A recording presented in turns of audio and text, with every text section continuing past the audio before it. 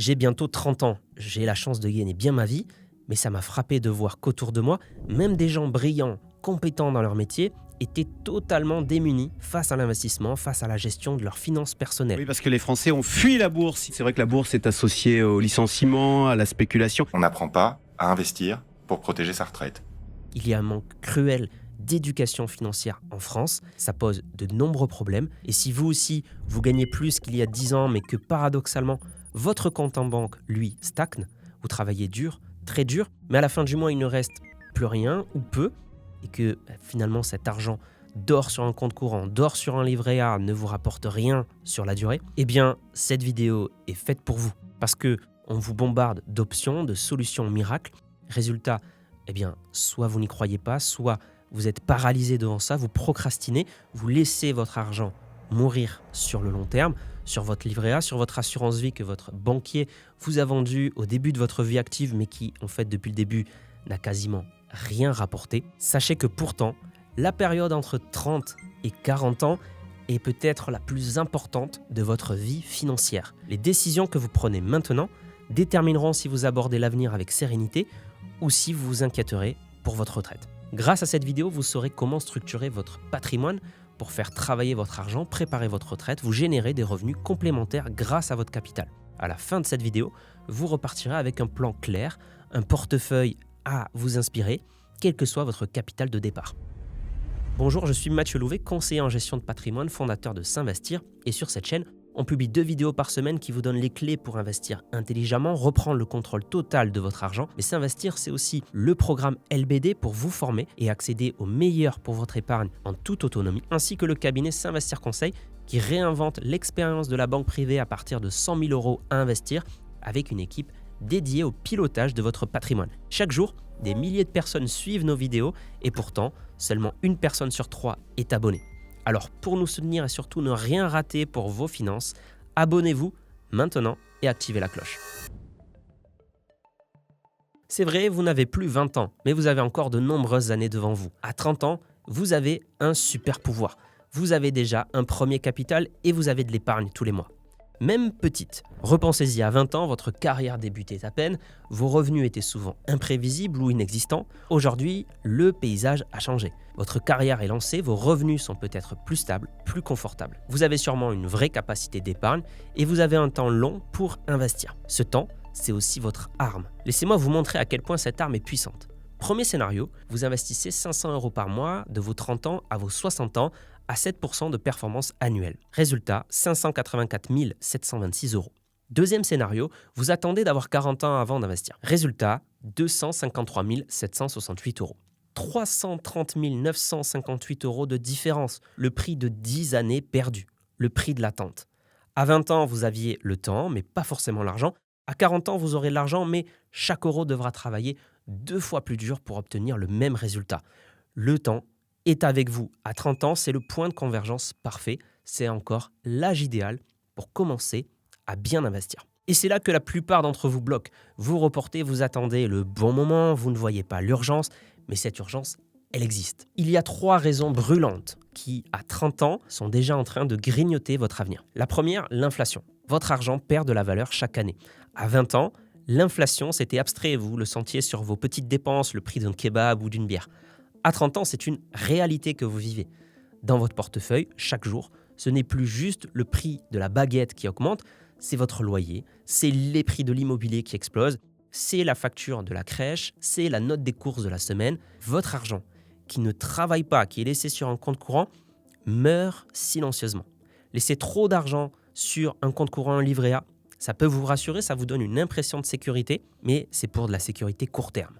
Sur le long terme, ce n'est pas de la prudence, c'est être certain de s'appauvrir. La deuxième, c'est la retraite. Généralement, il y a 2 types de réactions. Soit vous vous dites « j'ai le temps, je suis encore jeune », ça c'est la réaction un peu courante, et c'est peut-être la pire erreur parce que chaque année perdue, c'est une chance en moins.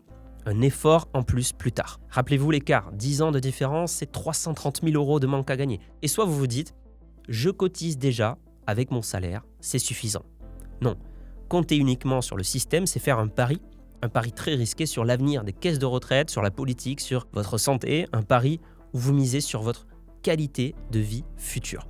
Un pari sur le fait de n'avoir qu'une seule source de revenus, votre salaire. Vous allez échanger votre temps contre de l'argent plutôt que ajouter une nouvelle source de revenus, le fait que votre capital fructifie. Gagnez de l'argent grâce à votre argent et non plus grâce à votre temps. Donc, dans les deux réactions, la conclusion, c'est la même. Investir aujourd'hui n'est plus une option, c'est une nécessité. Investir, c'est vous protéger pour l'avenir. La troisième raison, c'est la liberté. L'objectif, c'est que ce capital patiemment constitué grâce aux intérêts composés au fil des années vous octroie une liberté. Cette liberté tant convoitée.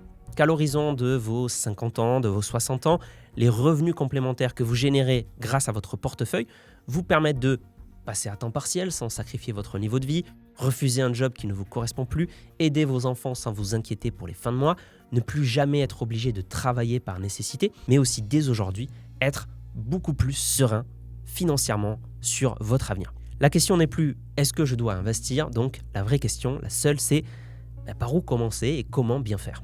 Attention, le but n'est pas de reproduire l'erreur classique, immobiliser tout son capital dans l'immobilier et avoir un petit peu le couteau sous la gorge avec son endettement au maximum. Combien de personnes font ça? Elles vont à la banque, elles demandent combien je peux emprunter au maximum et elles consacrent ensuite toute leur capacité dans la pierre en se disant que c'est safe. Résultat, plus 1 euro pour investir ailleurs, plus de liquidité. C'est une stratégie risquée, surtout si votre immobilier s'avère être un fiasco. Eh bien, la bonne nouvelle, c'est que la méthode que je vais vous présenter ici est beaucoup plus simple que vous ne l'imaginez et ne vous prendra que très peu de temps. Alors, avant même de commencer à parler d'investissement, une grande erreur serait d'ignorer sa carrière déjà comme actif numéro 1. Négocier son salaire, se former, changer de job, c'est souvent le meilleur retour sur investissement qui permet ensuite de plus épargner, donc de plus investir et donc d'augmenter grandement votre patrimoine. Ensuite, la méthode pour bien gérer votre argent tient en 4 principes fondamentaux. Premier principe, le socle.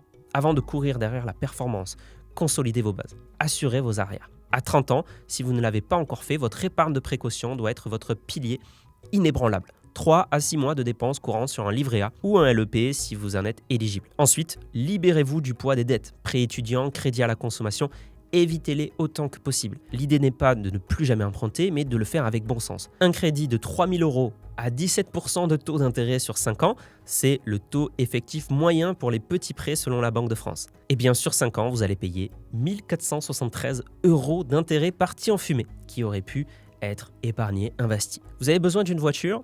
Eh bien, s'endetter pour une voiture fiable, parfois c'est nécessaire. Mais s'endetter pour le dernier modèle high-tech avec toutes les options, vivre au-dessus de vos moyens alors qu'une version plus simple fait très bien l'affaire, c'est souvent un mauvais calcul. Principe 2, la protection. À 30 ans, on construit souvent sa vie à deux. On signe parfois un premier achat immobilier. L'erreur la plus fréquente et la plus dangereuse, c'est d'acheter à deux sans se protéger. Exemple concret. Vous n'êtes pas marié ou vous êtes pacsé sans testament et sans enfant. Eh bien, malheureusement, en cas de décès prématuré de l'un, l'autre ne récupère pas automatiquement votre résidence principale. Résultat, il ou elle peut se retrouver copropriétaire avec ses beaux-parents. Alors même quand tout va bien aujourd'hui, même si on apprécie ses beaux-parents, la situation peut devenir un cauchemar administratif, financier et familial. La protection patrimoniale n'est pas optionnelle, c'est la base de votre socle. Autre point de vigilance, le déséquilibre d'apport. Vous êtes marié sous le régime légal, communautaire réduit aux acquis, et vous achetez une maison de 300 000 € à deux. Mais vous financez 250 000 €, soit 80%. En cas de divorce, sans clause adaptée, le bien peut être partagé à 50-50. Pour récupérer votre surplus, il faudra le prouver, négocier, parfois se battre, avec un risque réel de ne jamais y arriver. Parfois c'est voulu pour équilibrer les patrimoines, donc c'est très bien, mais parfois ce ne l'est pas du tout. Donc dans tous les cas, il faut anticiper. Notaire, conseiller en gestion de patrimoine, faites-vous accompagner. Troisième principe, le moteur. Votre métronome financier. Vous gagnez votre vie, mais votre argent doit aussi travailler. Le secret, c'est la régularité. Investir chaque mois sans chercher le moment parfait. Le meilleur moment pour investir, de toute façon, c'était hier. Et le deuxième meilleur moment, c'est aujourd'hui. C'est investir le plus tôt possible. Et il faut donc vous créer cette habitude-là, un réflexe d'épargner et d'investir chaque mois. Et on parlait tout à l'heure de l'épargne de précaution dans votre livret A. Vous avez compris qu'il ne faut pas trop en mettre non plus devant l'inflation. Il va falloir investir le surplus. Principe 4, la boussole. Un investissement sans objectif, c'est un bateau sans direction.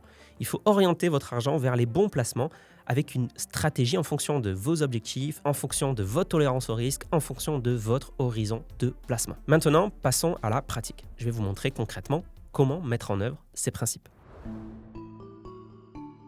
Dans ma vidéo Investir à 20 ans, on avait pris l'exemple de Clara. Elle avait 20 ans, elle démarrait. Aujourd'hui, elle est en couple avec Antoine. On est 10 ans plus tard, ils ont tous les deux 30 ans. Leur vie financière a évolué. Ils ont déjà mis de côté et placé 50 000 €. Leur argent a déjà bien travaillé, mais à 30 ans, ils passent la vitesse supérieure. Leur portefeuille doit maintenant être structuré autour de 7 placements. Pourquoi ? Parce qu'ils ont ce qu'on appelle un profil équilibré. Concrètement, ils cherchent à faire croître leur argent, mais sans prendre de risques excessifs. En répartissant leur capital sur plusieurs classes d'actifs, ils suivent un principe simple et universel qui s'applique à tous sans exception, ne jamais mettre tous ses œufs dans le même panier. En investissement, il faut diversifier. Si un secteur ou une entreprise s'effondre, tout leur portefeuille ne s'effondrera pas. Les performances des uns compensent les faiblesses des autres. C'est la magie de la diversification. Regardez, grâce à la décorrélation des placements, quand une classe d'actifs stagne, un autre compense en montant. Mais attention, il y a une erreur fatale, c'est de vouloir être trop diversifié sans cohérence, s'éparpiller. Donc ça serait en fait diluer ses efforts pour très peu de résultats. Le but n'est donc pas de collectionner des placements, mais d'avoir une stratégie claire. Donc pour Antoine et Clara, ils ont un patrimoine qui commence à grandir, ils ont 50 000 € déjà de côté, ce capital travaille, mais maintenant il doit travailler plus fort. Il est temps d'optimiser, de gagner en efficacité. Le portefeuille que je vais vous présenter et que je conseille à Clara et Antoine a pour objectif d'être performant, avec l'avantage de ne prendre que quelques minutes par mois et d'être accessible à tout le monde. L'idée est de capitaliser et de développer leur capital pour qu'à 60 ans, ils puissent générer un complément de revenus conséquent. Ici, Clara et Antoine sont plutôt des profils avancés. Ça fait 10 ans qu'ils ont commencé à investir, ils veulent aller plus loin. Évidemment, si vous démarrez aujourd'hui, vous pourrez vraiment simplifier les choses. Alors, premier pilier pour Antoine et Clara, la bourse. Mais pas n'importe comment, la bourse n'est pas jouer au casino, c'est un moyen de participer à la croissance économique de nombreuses entreprises. L'idée à 30 ans n'est plus de tester la bourse, mais vraiment de la maîtriser et d'investir massivement dessus parce que c'est une des classes d'actifs les plus performantes. Si vous souhaitez maîtriser d'ailleurs ce sujet, je vous conseille de visionner ma formation offerte, c'est le premier lien en description. Et pour investir en bourse, il faut miser sur une stratégie fiable, diversifiée, performante, grâce à un outil qui a révolutionné la finance, les ETF. Un ETF, c'est un panier d'actions, donc c'est un portefeuille déjà diversifié. Et grâce aux ETF, vous devenez actionnaire non pas d'une, mais de centaines, voire de milliers d'entreprises du monde entier. Apple, Microsoft, Tesla, Amazon, LVMH, etc. Et un ETF s'achète aujourd'hui à partir de 5 €. Une étude Spiva, qui compare précisément la performance des gérants professionnels, montre chaque année que sur un horizon de 10 ans, plus de 98% d'entre eux obtiennent de moins bons résultats qu'une simple stratégie ETF. Vous investissez avec des ETF, vous vous placez en fait directement parmi les 2% des meilleurs investisseurs sur la durée, sans effort, même si aujourd'hui vous êtes un simple particulier qui épargne 5 €, 10 €, 50 €, 100 € par mois. Pour Clara et Antoine, je recommande ici de répartir leur argent sur au moins 2, voire 3 ETF pour maîtriser leur diversification. D'abord un ETF monde, par exemple chez Amundi, l'un des ETF monde les moins chers, accessible à partir de 5 €. Avec cet ETF, ils accèdent instantanément à l'économie de 23 pays développés en un seul clic. Ils deviennent alors propriétaires d'un petit morceau de plus de 1400 entreprises, avec des entreprises basées aux États-Unis, au Japon, en Europe, avec des marques emblématiques françaises, anglaises, allemandes. Ils investissent dans des géants technologiques comme Nvidia, Microsoft, Amazon, mais aussi des leaders de l'industrie, de la consommation, de la finance. Ils ont donc en portefeuille les plus grands leaders de leur marché. Et en plus de ça, c'est déjà bien diversifié, donc si une entreprise, un pays ralentit, les autres prennent le relais. Ensuite, pour compléter leur portefeuille, je leur recommande d'ajouter un ETF sur les marchés émergents, par exemple avec un autre ETF de chez Amundi. Et donc, ils vont investir là sur l'économie des pays émergents, la Chine, Taïwan, Inde, Brésil, Corée du Sud. En tout, c'est plus d'une vingtaine de pays émergents à forte croissance économique, à forte croissance aussi démographique. Ils investissent dans des entreprises internationales comme Samsung, Xiaomi, TSMC, mais en fait environ 1200 entreprises. Et le troisième ETF qu'ils peuvent ajouter uniquement pour des profils avancés, c'est un ETF sur les petites capitalisations, un World Small Cap. Imaginez l'économie finalement comme un océan. Les ETF classiques investissent dans les gros bateaux, les grandes entreprises que tout le monde connaît. Là, ici, avec les small caps, ce sont des centaines de voiliers, de bateaux plus petits tout autour. Ce sont des entreprises donc plus modestes, souvent par contre plus agiles, avec un plus fort potentiel de croissance. En ajoutant cet ETF à leur portefeuille, Clara et Antoine ne misent donc pas que sur les plus grands géants, mais ils diversifient aussi avec peut-être des futurs pépites, les futurs grands acteurs de l'économie partout dans le monde qui aujourd'hui sont encore de petits bateaux. Pour un profil avancé, on pourrait ajouter aussi du smart beta avec un ETF sur le momentum, un ETF à effet de levier, etc. Mais ici, je vais rester simple. Donc, en combinant ces 3 ETF, Clara et Antoine se construisent un portefeuille mondial, diversifié, résilient, et ils peuvent mettre 80% sur l'ETF monde, 15% sur l'ETF émergent et 5% sur l'ETF small cap. Avec tout ça, Clara et Antoine ont un portefeuille hyper équilibré. 58% d'actions américaines, qui est quand même le marché phare, 22% d'actions européennes, 5% d'actions d'autres pays développés et 15% d'actions de pays émergents. L'essentiel avec ces stratégies, c'est la régularité, la patience. Clara et Antoine investissent mois après mois, sans se laisser perturber par les fluctuations des marchés. Et pour un investisseur, il n'existe pas de meilleure stratégie à long terme. C'est en restant investi sur le long terme le plus longtemps possible qui profiteront de la croissance mondiale, qui profiteront de la puissance de la bourse. Et ce n'est pas en cherchant le meilleur moment, c'est en investissant le plus tôt possible et le plus possible.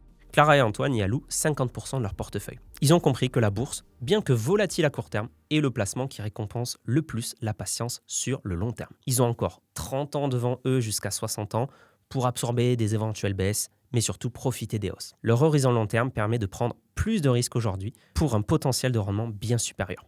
Mais bien que c'est leur levier principal, la bourse ne doit pas être le seul moteur, ils doivent équilibrer leur portefeuille. Deuxième pilier, c'est l'immobilier. Pas seulement pour acheter sa résidence principale, mais pour aussi exploiter le plus grand avantage de l'immobilier, l'effet de levier. Une arme financière que très peu savent vraiment bien manier. Et à 30 ans, le crédit devient votre allié le plus puissant. À une condition, en faire un outil, pas un pari. Il y a 3 façons d'actionner ce levier.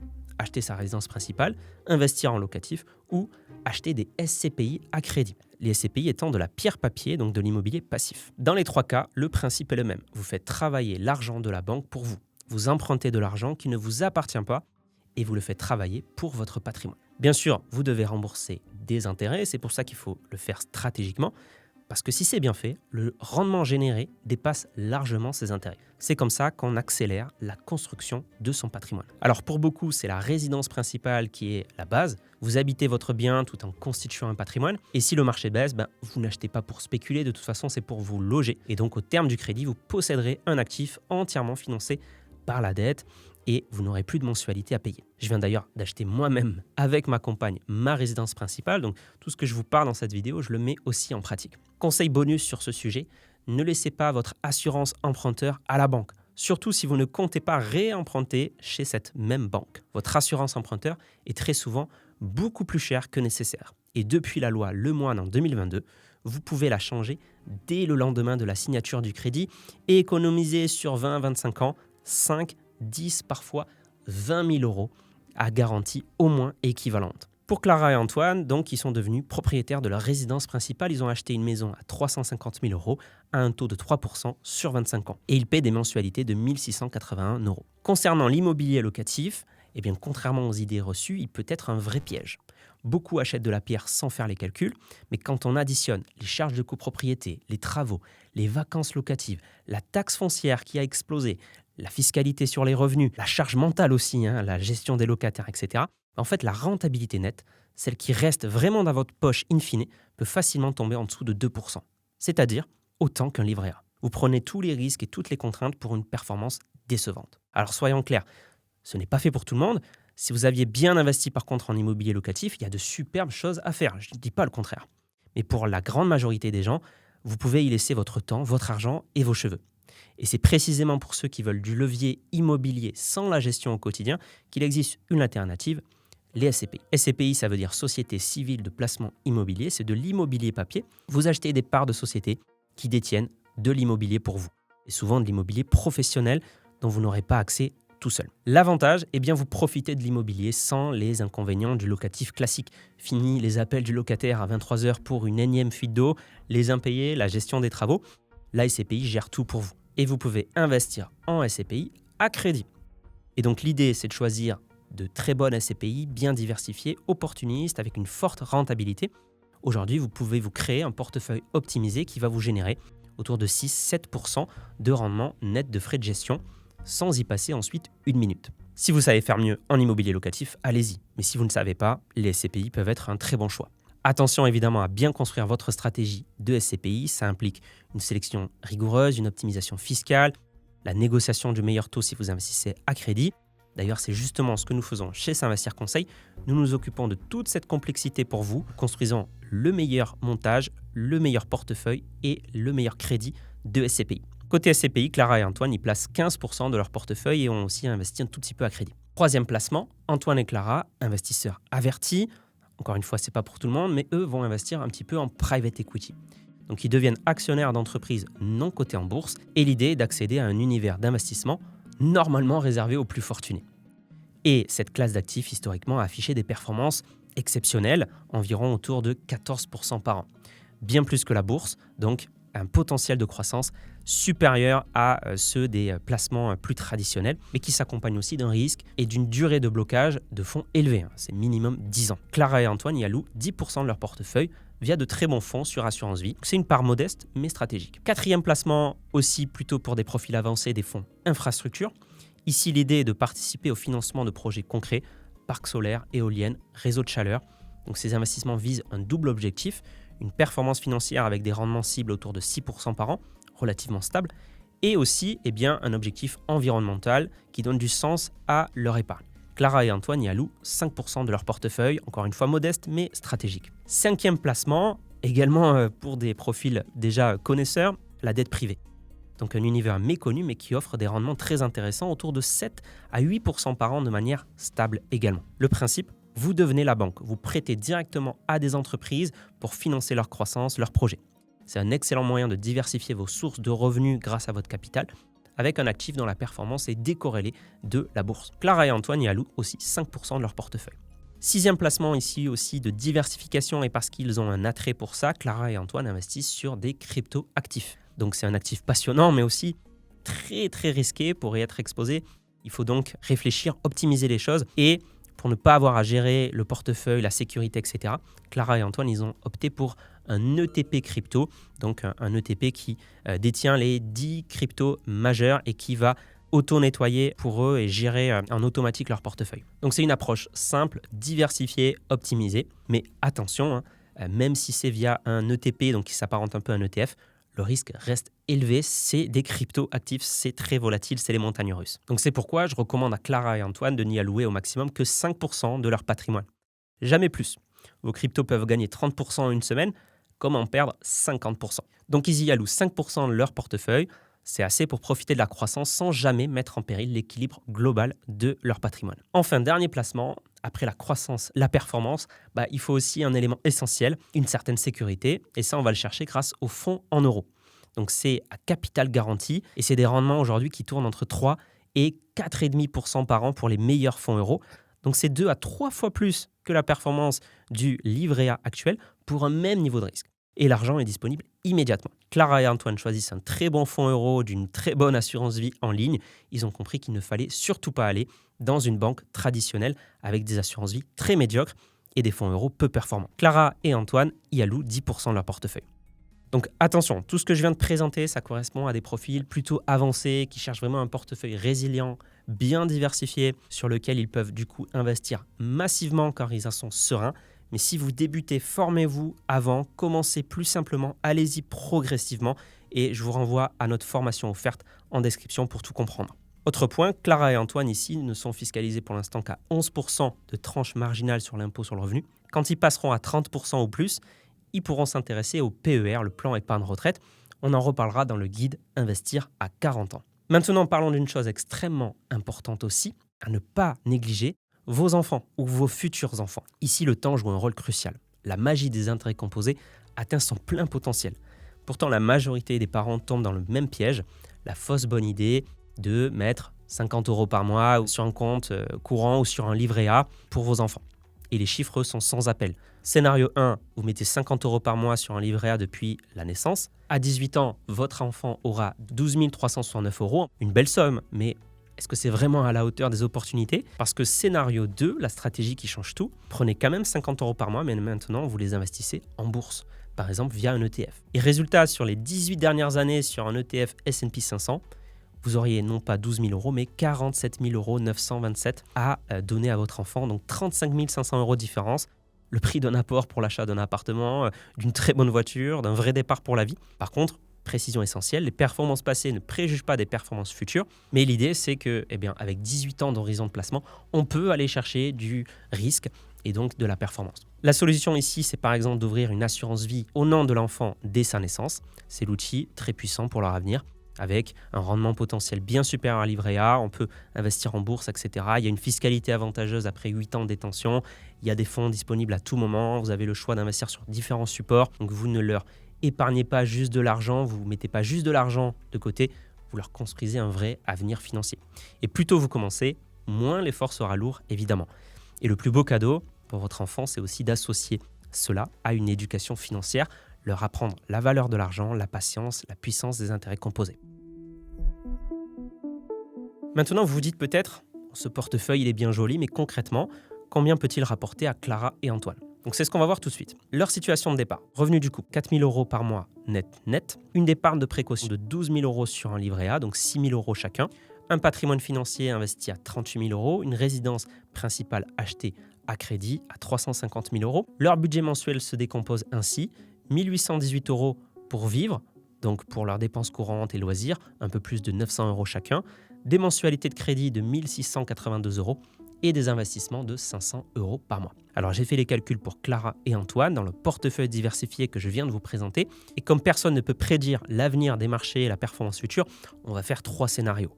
Premier scénario, les marchés rapportent moins que ce qu'ils ont rapporté par le passé. Donc c'est le scénario pessimiste. Les rendements sont limités avec des placements qui peinent à progresser. Dans ce cas, Clara et Antoine profitent d'une croissance, mais une croissance modeste. Mais même dans ce cas, regardez, le résultat, 682 109 €, avec 500 € par mois investis pendant 30 ans, soit un capital total investi de leur poche de 180 000 €. Et on peut ajouter donc leur résidence principale. À 60 ans, elle sera intégralement payée. On imagine que l'immobilier a progressé de 1% par an. Ce bien vaudra 448 000 €. Et donc si on fait la somme, leur patrimoine net total à 60 ans serait de 1 130 000 €. Scénario 2, les marchés suivent la moyenne historique. Donc c'est un scénario probable. Et là, ça devient très sérieux. Leurs investissements sont à 974 000 €. Et avec la résidence principale, on atteint 1 422 000 €. Scénario 3, les marchés performent très bien. Le résultat de leur investissement, 1 266 000 €. On ajoute la résidence principale, on atteint 1 714 000 €.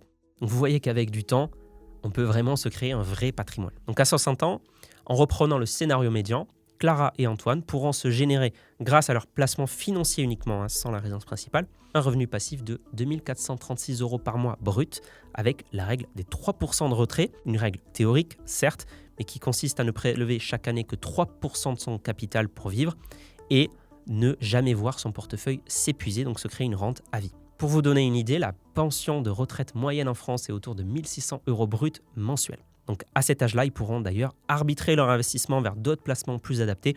On verra la stratégie à adopter dans le guide Investir à 60 ans. Abonnez-vous d'ailleurs pour ne rien manquer. Donc vous venez de le voir, avec de la régularité, atteindre plusieurs centaines de milliers d'euros est à la portée de beaucoup. Mais imaginons un instant que l'objectif de Clara et d'Antoine soit un cap symbolique de 1 million d'euros de capital financier. Voilà ce que ça demanderait comme effort concrètement. Donc pour atteindre 1 million d'euros à 60 ans avec la même stratégie en se basant sur le scénario médian, il leur faudrait, donc juste pour le capital financier, investir finalement 530 € par mois dès leurs 30 ans. Et s'ils voudraient avoir 1 million d'euros 10 ans plus tôt, donc pour atteindre à 50 ans ce capital-là, il faudrait mettre 1 616 € par mois dès leurs 30 ans. Donc c'est l'ultime démonstration que votre allié le plus précieux, c'est le temps. Commencez le plus tôt possible, c'est le plus important, ça vous demandera moins d'efforts. C'est la puissance des intérêts composés. Et vous voyez qu'avec une stratégie simple, si vous commencez tôt, eh bien ça fonctionne. Donc la première étape, c'est vous former, comprendre les risques, les mécanismes, les enveloppes. Vraiment, ne commencez pas si vous ne comprenez pas, donc formez-vous avant. C'est la seule façon d'investir en toute confiance. Le regret numéro 1 des gens qui comprennent l'éducation financière, qui se sont formés, c'est de ne pas avoir commencé plus tôt. Donc vraiment, c'est le plus important. Prenez le contrôle le plus vite possible, formez-vous. Et rappelez-vous qu'à 20 ans, l'enjeu, c'était de commencer. À 30 ans, l'enjeu maintenant, c'est de tout mettre en place, d'accélérer. Et à 40 ans, on va consolider et protéger ce patrimoine. Et on verra aussi des optimisations fiscales. Donc d'ailleurs, si cette vidéo vous a plu, dites-moi en commentaire ce que vous aimeriez que j'aborde dans la prochaine vidéo, investir à 40 ans. Si vous souhaitez être accompagné par S'Investir Conseil, vous pouvez découvrir nos services via le lien en description. Et pour tous ceux qui veulent se former, vous trouverez aussi notre formation offerte. C'était Mathieu de S'Investir et on se dit à la prochaine. Si vous avez aimé cette vidéo, cliquez à l'écran pour regarder mon guide complet sur les ETF, le meilleur placement pour investir en bourse.